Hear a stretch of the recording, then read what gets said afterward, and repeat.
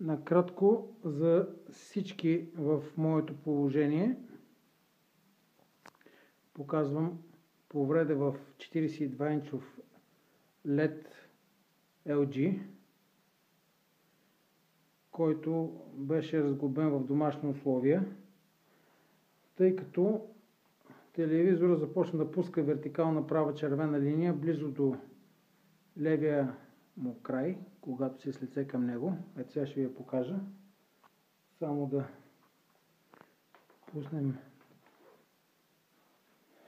флашката, на която съм записал един иначе празен филм с бял екран. Момент.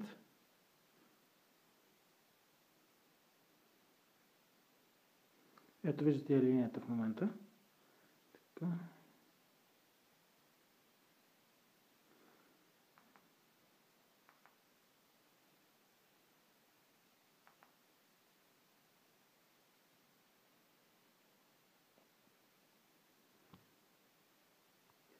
Значи за тази червена линия ми беше казано от фирмения сервис, не мога да си спомня сега дали беше Технополис, Техномаркет, това е без значение, беше ми казано, че цялата матрица трябва да се смени на телевизора. Тък му беше излезнал от гаранция, което разбира се е абсолютно неприемливо, защото матрицата съставлява 80-90% от цената на телевизора, което означаваше, че трябва да се бръкна за около 1000 лева. Значи, след като отстранихме ето тази предна рамка, която е точно пред екрана, след като беше разглобен и която го поддържа, му дава някаква стабилност, се откри самият екран, който виждате тук сега се опитам да покажа по-ясно. Виждате, че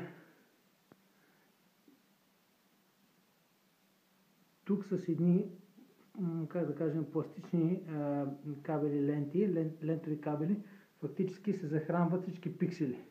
6 от тях в долната част и по няколко отстрани, които пък съответно дават растерната мрежа.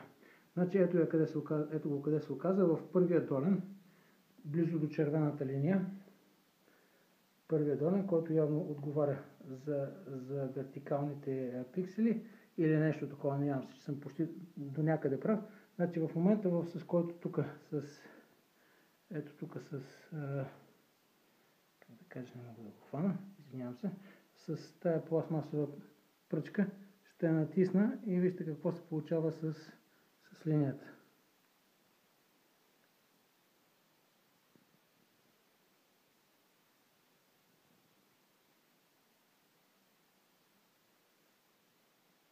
Значи, тук имаме прекъсната връзка, недобър контакт.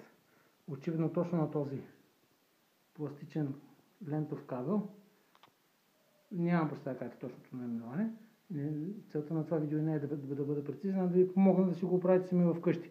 Ето и линията отново се появи. Момент да фокусирам с телефона съм в момента, извинявам се за качеството. Това значи в момента, в който докоснем лентовия кабел, линията изчезва. Сега тук се наложи да се направи някакъв вариант, в който този лентов кабел да бъде притиснат, защото в момента, в който бъде притиснат, ето виждате, фактически линията изчезва, телевизор работи добре. Надявам се да съм ви бил полезен.